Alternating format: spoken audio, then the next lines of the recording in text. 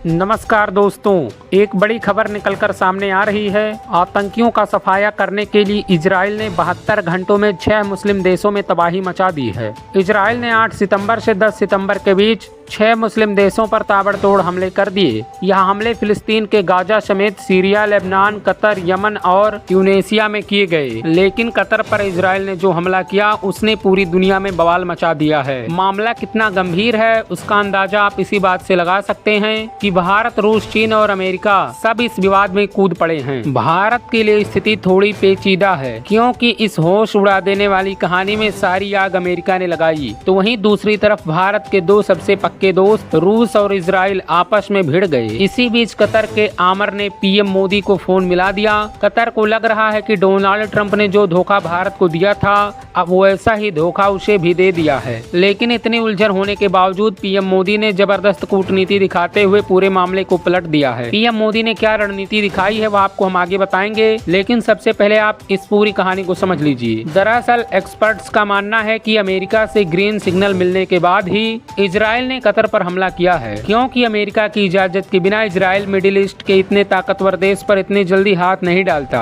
तभी तो कतर ने एक बड़ा बयान देते हुए अमेरिका पर आरोप लगा दिया है और कतर ने कहा है कि अमेरिका ने हमें धोखा दिया है, क्योंकि अमेरिका इजराइल के ऑपरेशन के बारे में जानता था और जैसे ही इजराइल एयर स्ट्राइक करने वाला था उससे कुछ ही समय पहले अमेरिका के अधिकारियों ने हमें इसके बारे में जानकारी दी। इस जानकारी का हमें कोई फायदा नहीं मिला, क्योंकि तब तक बहुत देर हो चुकी थी। ऐसे में आपके मन में सवाल होगा कि कतर तो अमेरिका का सबसे मजबूत साथी है। कुछ महीनों पहले ही कतर ने डोनाल्ड ट्रंप को एक लग्जरी बोइंग 7478 जेट गिफ्ट किया था। इसके साथ ही कतर ने अमेरिका के साथ 244 बिलियन डॉलर की एक डील साइन की थी। कतर में तो अमेरिका का एयर बेस भी है, तो इतने मजबूत रिश्ते के बाद डोनाल्ड ट्रंप ने कतर को धोखा क्यों दिया? क्योंकि इजराइल को इजाजत दी कि वो कतर में बैठे हमास के टॉप लीडर्स को उड़ा दें, जबकि खुद अमेरिका ने लिखित में ऐलान कर रखा है कि हमास के लीडर्स कतर में रुक सकते हैं, क्योंकि कभी अगर शांति प्रस्ताव पर बात करने की नौबत आई तो कोई ऐसा देश होना चाहिए जहां हमास और इजराइल को बैठाया जा सके। तो फिर अमेरिका और कतर के बीच क्या हो गया? इन सभी सवालों का जवाब रूस है। दरअसल मिडिल ईस्ट के देश जब अमेरिका की जगह एक नए पार्टनर की तलाश में हैं, मिडिल ईस्ट के देशों को इस वक्त भारत और रूस पर भरोसा है, और भारत के साथ खाड़ी देश अगर हाथ मिलाते हैं तो इससे इजराइल और अमेरिका को ज्यादा दिक्कत नहीं होती। लेकिन जब खाड़ी देशों ने रूस से बातचीत शुरू कर दी तो अमेरिका भड़क गया। मिडिल ईस्ट के देश जैसे सऊदी अरब, संयुक्त अरब अमीरात और कतर जैसे देश अब रूस के साथ भी व्यापार करना चाहते हैं।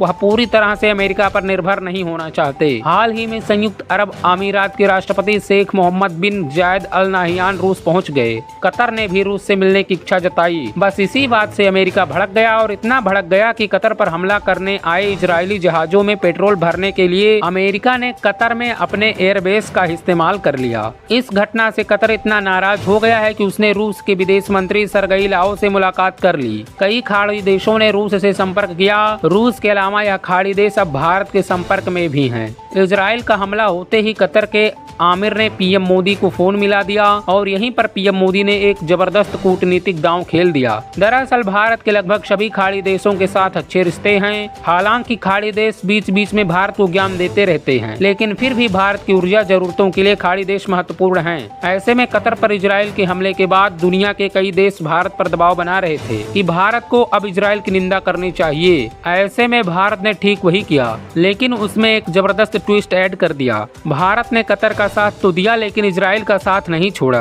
पीएम मोदी ने कहा कि मैं कतर पर हुए हमले की निंदा करता हूं, बातचीत और कूटनीति से मामले को सुलझाना चाहिए। लेकिन अपने इस बयान में पीएम मोदी ने इजराइल का नाम नहीं लिखा। पीएम मोदी ने यह जवाब देकर पूरी दुनिया को बता दिया कि भारत कतर के साथ है, लेकिन किसी भी कीमत पर इजराइल को धोखा नहीं देगा। जिस तरह से कतर ने पहलगाम आतंकी हमले की निंदा तो की, लेकिन पाकिस्तान का नाम नहीं लिया, ठीक उसी तरह पीएम मोदी ने कतर पर हुए हमले की निंदा जरूर की, लेकिन इजराइल का नाम नहीं लिया। पीएम मोदी ने साफ कर दिया कि मैं कतर के साथ हूं, लेकिन इजराइल का हाथ किसी भी कीमत पर नहीं छोड़ूंगा। तो दोस्तों, इस खबर पर आप क्या कहना चाहते हैं कमेंट में जरूर बताएं, और ऐसे इंटरेस्टिंग खबरों को देखने के लिए चैनल को भी सब्सक्राइब कर लें।